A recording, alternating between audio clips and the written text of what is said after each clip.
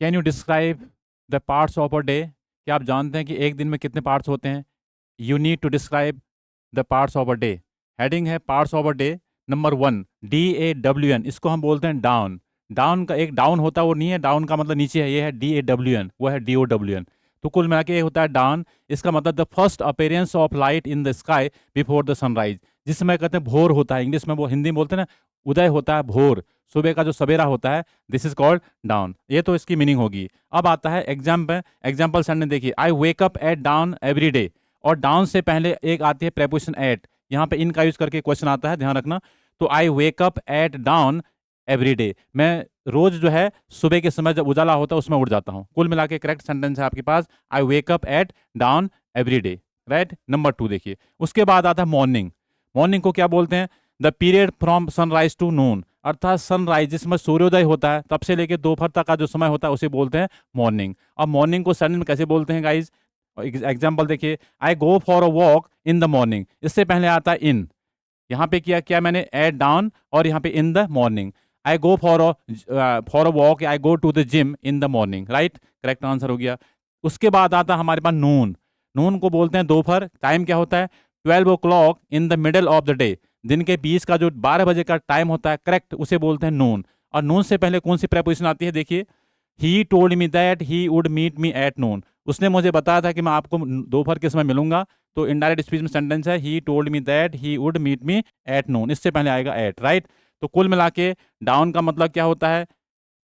सुबह का जो समय होता है, भोर जिसे बोलते हैं, जहाँ पे थोड़ा सा उजाला होता है। उसके बाद हम एक चीज़ और सीखते हैं कि डाउन से पहले एट आता है, एक नंबर वन। नंबर टू देखिए, मॉर्निंग से पहले आता है इन द मॉर्निंग, ये फ्रेज होती है।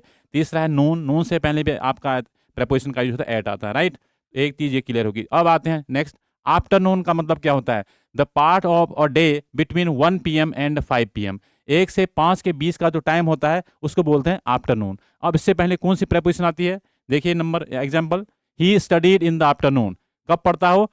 दोपहर में पढ़ता है, इन द आफ्टरनून, यहाँ भी इनका यूज होता है, ठीक है। उसके बाद आता है इवनिंग। इवनिंग का मतलब क्या होता है? The part of a day between afternoon and the time you go to bed, अर्थात आफ्टरनून से लेके सोने तक जो हम का जो समय होता है, जब तक आप सो नहीं जाते तब तक आप गुड इवनिंग बोलते हैं। 9 बजे भी किससे मिलते हैं, हम कहते हैं गुड इवनिंग सर, क्यों कहते हैं? तब तक वो सोया नहीं होता है। अर्थात आफ्टरनून से लेके सोने तक जाने का जो समय होता है उसे बोलते हैं आपके पास इवनिंग। इसका एग्जाम्पल देखिए, he goes to the gym in the evening. अब यहाँ भी हम क्या यूज करते हैं? इन का यूज कर देते हैं।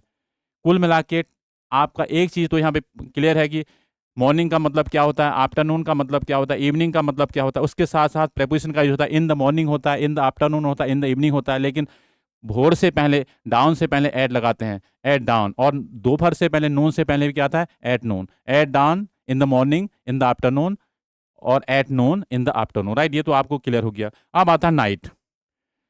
नाइट किसे कहते हैं? The part of a day when it is dark and people go to sleep, जब अंधेरा हो जाता है और लोग जो है रात को सोने चले जाते हैं। और इसमें कौन सी प्रेपोजिशन आती है नाइट से पहले?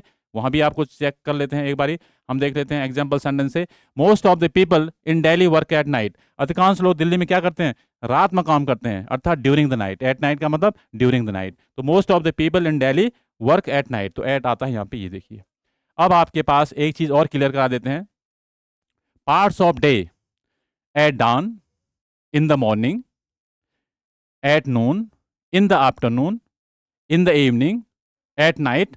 और आगे बढ़ते हैं तो फिर 12 बजे का जो समय होता है उसे बोलते हैं एट मिड नाइट। तो पेपर में आता है कहीं भी एट मिड नाइट आ जाता है, एट नाइट आ जाता है, इन द आफ्टरनून। और यहाँ पे सनराइज से पहले का अगर आप सनराइज करते हैं तो सनराइज को बोलते हैं एट सनराइज।